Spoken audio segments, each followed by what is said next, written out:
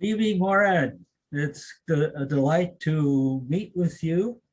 You are the executive director of Lutherans Restoring Creation, and I am on this mission to figure out what's going on in the grassroots in terms of church and faith and eco-activism, and I know you're in the midst of it.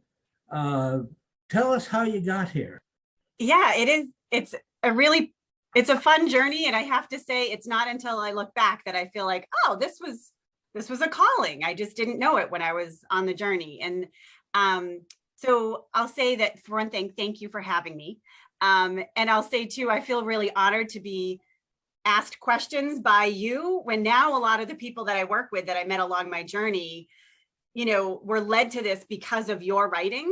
But I have to admit, I did not start that way whatsoever. I happened to go, I grew up in a Missouri Synod Lutheran church where I loved my church family. But I also didn't, it was very inside. It was all very inside. And then when I went off to, when I would go off in the woods, I definitely felt more connected to my faith. So I always felt more drawn to finding myself outside of church. What sort of setting were you rural, urban? Oh, in Quincy, Massachusetts, pretty much a city. And so I had my faith, but it was very different than where I found myself when I was in high school. However, in high school, then I was able to I had this amazing teacher who I thought it was the worst summer reading ever, but she had us read The Life and Death of the Salt Marsh. That's a real book. And it was this big, and it was what you had to read before you entered freshman year. And I have to say, even though I thought it would kill me, that is the book that I think was pivotal in helping me understand why I felt called to the life outside, that there was, the way this book was written, it was a relationship that you saw the breath and life in the land. And so I was called to science through that book when I was in high school. And my calling to science was always very detached from what I learned in church. And when I went off then from college to then kind of dive into Earthwatch Institute, I got to work for a research organization based in Cambridge. I have to say, I did not have my faith on my sleeve then still, because it still felt like it should be very divorced. Two different parts of your life, and they're both important, but you're sort of chortling along on each one. Exactly. And my connection with faith was still very confused. So throughout college, I had an amazing poli-sci professor who challenged my faith a lot. He just didn't understand why somebody smart would also have faith. Kind of, in essence, that's what some of the conversation was. And but we had great conversations. And what I want to know from a political perspective was, why does the Christian right always get people out to vote? So when I did some research under his tutelage, I was able to find and defend my more progressive, and discover more progressive Christians. So I did start to open my mind to, there is this other side of the church. So that was really useful. I was finding my way along my faith more from a stance of being defensive almost, from college, and then into my master's. I took a master's program in public administration while I was working at Earthwatch Institute. And in that, I learned about social capital and how do you get people moving. And I realized you could measure, there were ways to measure social capital. So I decided to take, I used my church as a case study, my church in a very purple zone of Hingham, Massachusetts. So in the blue state of Massachusetts, the very red little town of Hingham. It was really interesting to be able to find out more about my Lutheran faith through doing this case study. And it was doing that I realized, Lutherans are a lot more progressive than I thought. I had grown up in a Missouri Synod church, and then I just ended up at an ELCA church, never knowing what ELCA even stood for. I just liked the pastor. And it was only then, because of my work, that I had to do this project for school, right, that I found out more about what the ELCA was. Now, I know you work very hard at Lutherans Restoring Creation as a grassroots organization. There are all sorts of environmental groups in the world around us that do very good things, but what is a grassroots faith ministry or operation like? Tell me more about that. Well, the grassroots part of it is exactly what led me to want to volunteer more with Lutherans Restoring.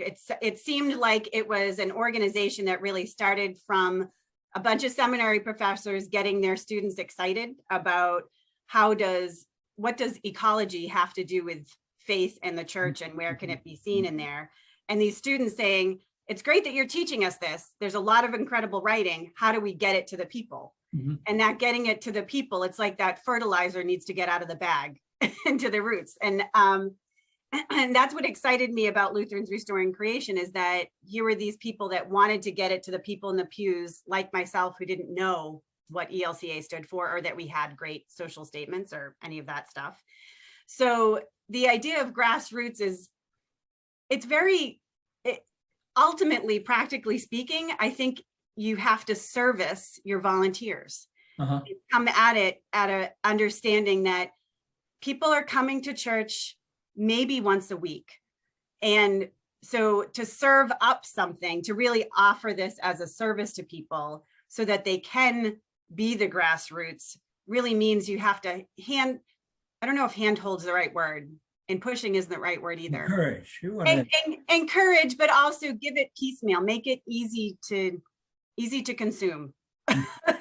In your travels in the church, I strongly suspect that you have bumped into people who, even in the church, think that ecology may be something secular, or a hidden way of doing left-wing politics. And yet you are part of a church that has all sorts of people in it. Yeah. When you bump into someone like that, how do you begin to communicate some of your own concerns in a way that, doesn't make them turn around and walk out? What I've finally realized, because I do reading all the things I do, I want to run up to people and grab them by the shoulders and say, the world's on fire, right? When you read the news every day, if you read this stuff every day, that's what you feel like, well, that's what God's calling me to do, right? And I have finally realized that one of the best ways to open people's hearts to think about this as a matter of church is to act like church. And that starts with worshiping.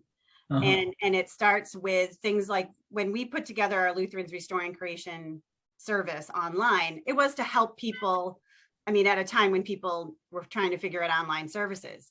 However, it's also made us recognize that a lot of people in the pews just never really thought about it that way until they saw not a different way of worshiping trees. It's a way of glorifying God through celebrating creation in all of its glory.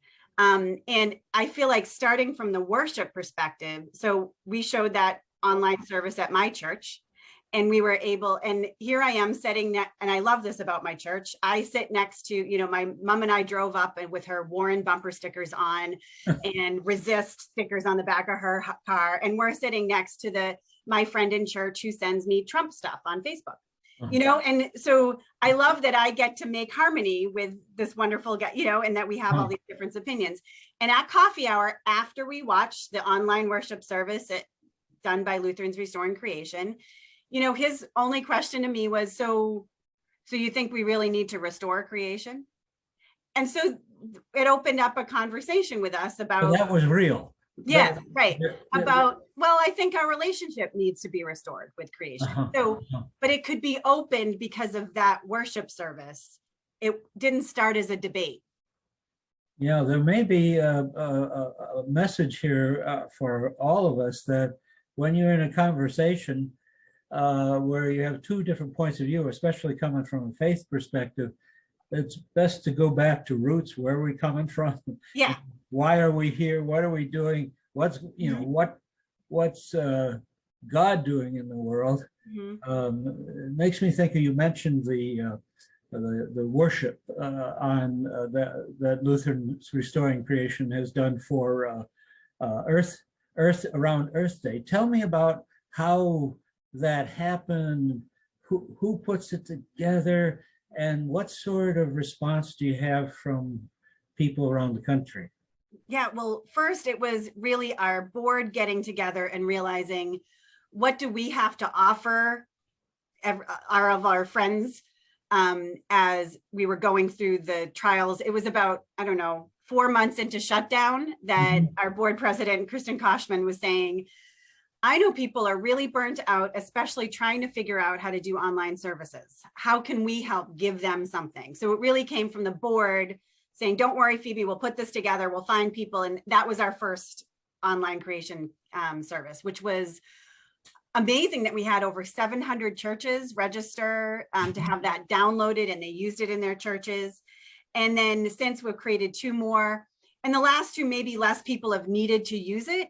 But also, I'm still surprised, even though people are worshiping in person now, they still want to be able to use, if not just the sermon, the ideas, the liturgy, all of what is offered, visual stimulation as well.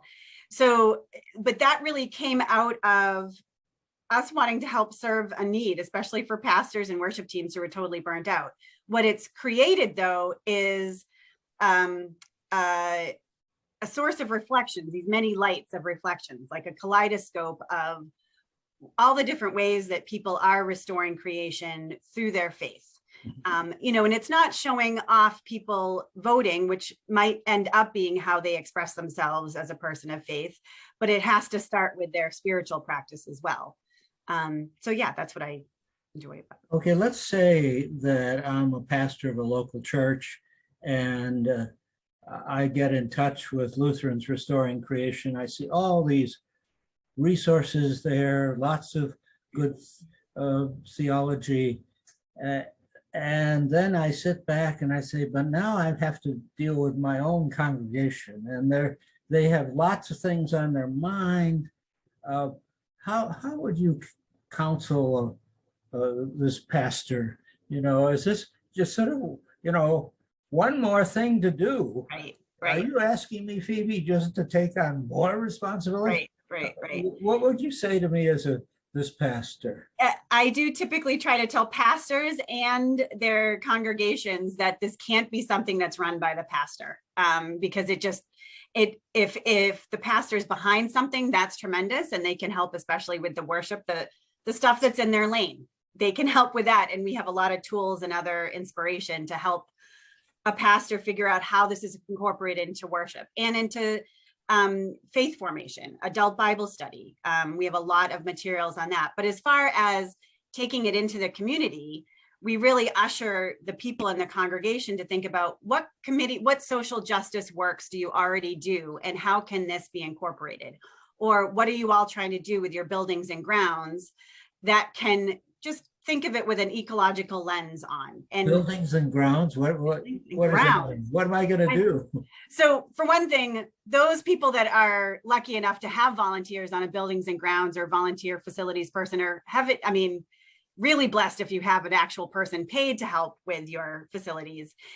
The idea that you can save a lot of money by not doing some of the stuff that you're doing. Just not by trying to do more, just by not doing some stuff. Like just use vinegar and water to clean stuff instead of half of the toxic chemicals under your sink. Or considering the fact that just going around and seeing which windows your hair blows back on a windy day, like fixing the simple stuff and going around literally with that, you can say it's an energy audit, but it sounds better if you just think of it as, how can we be better disciples and show that our church actually respects what God has given us as this place of land, the resources it takes to manage it, and just do the best we can with it, rather than just show up here every Sunday. Now, I've heard you mention a couple times green teams. That sounds cool, but what does it mean? Is it something the national church does? Is it local group? What's going on with green teams? So green teams can be in your church. A few people get together and want to have a team that will help the rest of the church have this kind of green ecological lens. A lot of times, though, we find that nobody wants to have one more meeting or one more gathering. Sometimes it helps if there are a few people that go into other committees and say, hey, worship and music, have you thought about this? Or, hey, buildings and grounds people, do you want to do it this way? So it doesn't need to be a set apart team. It can be a group of people that help every other committee in church. Then there are synod-wide green teams that do that and meet every month. So in New England, for instance, we have a synod green team that helps other churches do this work. They also help lift up anything that we think as a synod should be changed at a church-wide level. Uh-huh. So it's kind of that idea of what's going on here, how can we amplify it to the church institution? Church-wide. So the green team could, make something happen nationally? Right. So we have right now, for instance, the church-wide assembly happening August. I know of at least a dozen synods that have put forth a resolution to encourage the church to keep advocating and to respectfully, in their own right, try to reduce their energy consumption, especially carbon energy usage, by 50% by 2030. So that's a very specific resolution that's coming out of synods and being asked of the church-wide institution, and it's going on across the country, but from each synod. So you take this vision of a green team and you sort of maximize it. It has its local roots, I suppose. In fact, I was thinking one time that if I were parish the thought back in the parish, I was teaching confirmation class. I might like to design the curriculum around the bioregion. Yes. So that this whole God's earth is very much part of what we're teaching. Are people doing that kind of teaching that you're aware of? Yes, and I was just able to speak with Daniel, who's head of young adult ministries at the church-wide office, and their recent research has shown that creation care and inclusion are the two things that young people in particular care about seeing in their church work. And so not only do I, as a biased person, think that it's important to integrate this into youth ministries, into Sunday school, vacation Bible school, it also is a way to help our church grow and flourish ultimately, and invite new voices to be lifted up. So, you know, it was 2016, it was our last youth gathering, and we had over 300 people come through with a program that just helped every young person, whether they're voting age or not, figure out how does your daily lifestyle, how can it be more prayerful so that you can have a less of an impact negatively on your global neighbor. That's an amazing discovery for both of us, that we discovered ecology and faith connections in the church. It wasn't something that sort of filtered down that a bunch of radicals were doing out there. It all happened in the church, which makes me think that you work with Lutherans restoring creation, and sort of like a symphony conductor, maybe. I like that. Bring things out. You also have another hat. You work for Pacific Lutheran Theological Seminary, and I don't know if everyone knows about that mission initiative. Yeah, there is a Center for Climate Justice and Faith, which we're really excited to see growing, so that it's coming from the idea that it is wonderful that there are, like all of these amazing authors and theologians have written all this foundation of work that is supposed to usher all of us into action, so that it's wonderful to be a spiritual strengthening tool. And what does it mean in our own context? And what I was really drawn to for the program is that there are certain branches of the program. There's a community organizing branch, a concentration for the seminary, but there's this other branch that's a certificate program for people who have 2 to 3 hours a week. They're not going to drop everything and become a preacher, but they're fed by their faith in this work. And you're led through some ecological, theological teachings in the fall, and then figure out in your context, what are you going to do where you're rooted? And then we share that, and that's all online, a cohort of people from across the globe, about 3 groups right now of people from across the globe. Across the globe? Across the globe. Yep, we have a dozen people from Africa and 1 from Indonesia, and the rest are US based. We're hoping to have many more countries represented this next year. but we get together on Zoom. So we don't have to all fly anywhere. About 10 or 12 of us get together every other week on Zoom to connect about what we've read and what we're doing. Now this, just to be absolutely clear about this is a Christian seminary of Lutheran persuasion. It has this special program that's working on global environmental, ecological, human issues, and is also weaving in the basic perspectives of the faith. And you have a global reach. I mean, you have students from all over. Yeah, thankfully working with Lutheran World Federation, Chad Rimmer and Elena Cedillo have been able to help us gather and not only reach that group, but also be able to amplify like their young reformers in part of their fellowship and programs that they've been able to amplify and say, not only are we talking about this, but look at these people that have been in the world and done it, and they'll join us as speakers, as inspiration. And that is wonderful and exciting. It makes me think I'm excited on Monday, Tuesday, and Wednesday, and the other days of the week I tend to get discouraged. How do you, as a church leader, help people when they get discouraged, as we all do from time to time? Mm-hmm.